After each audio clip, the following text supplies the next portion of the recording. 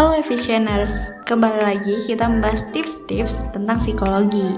Untuk kamu yang introvert atau kamu yang gak bisa ngomong di depan orang, yang masih takut ngomong di depan orang, kita simak yuk tentang konten kita hari ini.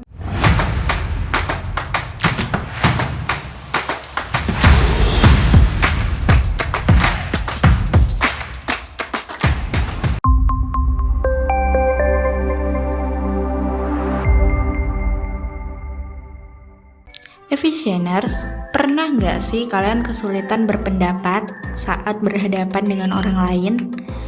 Ngomong A, pengen ngomong B, tapi takut malah bikin konflik. Atau takut nanti nggak didengerin sama orang itu. Akhirnya kalian milih nggak jadi ngomong, dan berujung kalian pendem sendiri. Masalah kayak gini adalah masalah yang biasa banget dialami oleh sejuta umat.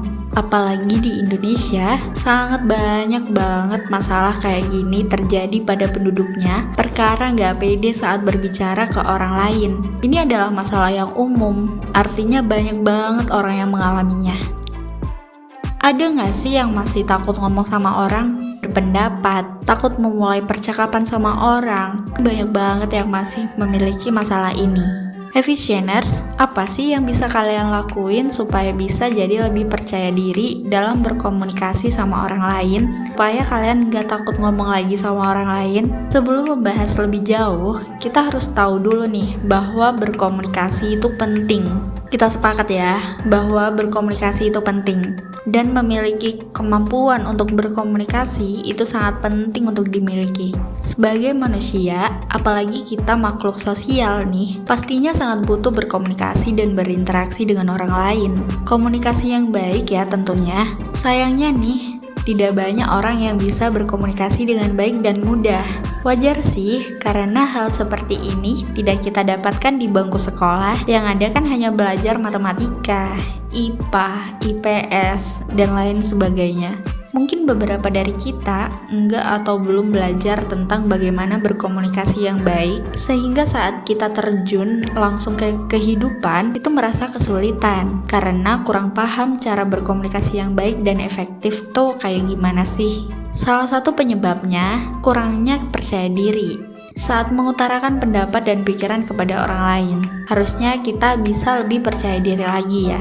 Ada orang yang menyukai sosialisasi, ada orang yang suka berkumpul dengan orang banyak, dan ada juga pasti orang yang lebih suka menyendiri. Jadi lebih suka memendam, lebih suka berdiam, lebih suka nggak ngomong ke orang. Oke, orang tuh susah berpendapat karena takut diabaikan dan gak yakin akan didengar oleh orang lain. Jadi beberapa orang itu akan lebih memilih menelan sendiri atau memendamnya. Kenapa sih hal seperti ini bisa terjadi? Penyebabnya adalah bagaimana seseorang memandang keberhargaan diri mereka, atau bahasa psikologinya adalah self-esteem. Gimana nih? Kalian tahu self-esteem? Nah, ternyata self-esteem itu berpengaruh pada seberapa baik seseorang dalam mengungkapkan pendapat serta perasaannya secara jelas, dengan tetap memperhatikan dan menghormati lawan bicaranya. Kemampuan itu bisa dinamakan komunikasi asertif. Nah, kenapa ini bisa terjadi?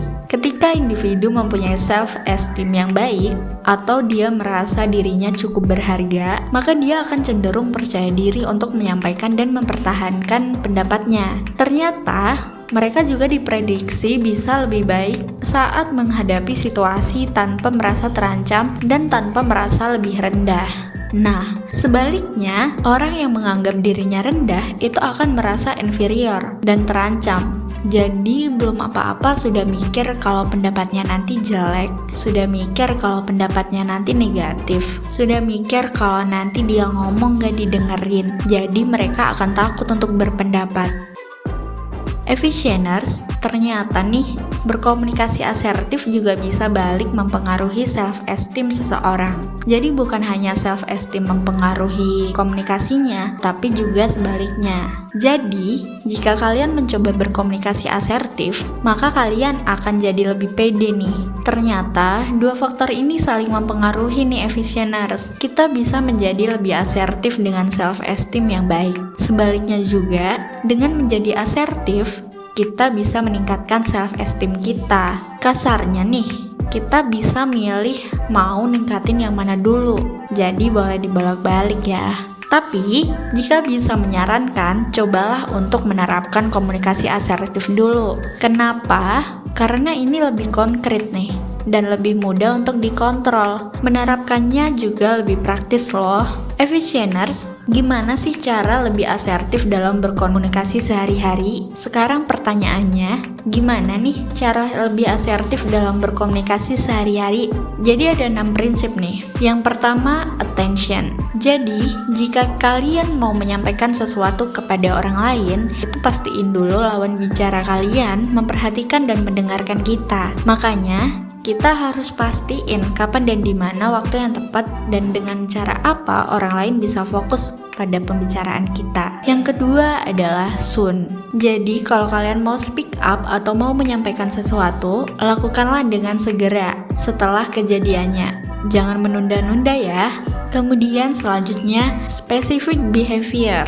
Dalam menyampaikan pendapat, itu pastiin fokus sama perilakunya, bukan ke sifat orangnya ya. Jadi, kasih tahu sejelas mungkin kelakuan apa yang akan kalian feedback, pas kapan, di mana, dan detailnya gimana. Bukan malah mengkritik sifatnya ya, efficieners. Oke, selanjutnya effect on me. Kita bisa memberitahu apa yang kita rasain dari perilaku orang yang berpengaruh kepadamu. Jadi, jelaskan saja dampaknya kepadamu itu apa, supaya orang tersebut bisa tahu. Kemudian ada response. Deskripsikan apa yang kita inginkan, sehingga orang lain bisa tahu selanjutnya seperti apa yang harus dilakukan dan dievaluasi. Terakhir, itu ada terms. Jadi, kalian bisa membuat kesepakatan mengenai apa yang kita tawarkan tadi atau membuat kesepakatan dengan lawan bicara kita. Oke, efficieners, gimana nih? Kedengarannya sederhana ya, tapi pasti masih merasa susah bukan? Kita bisa mencobanya dan terus belajar untuk berkomunikasi lebih baik. Semoga bermanfaat ya, efficieners.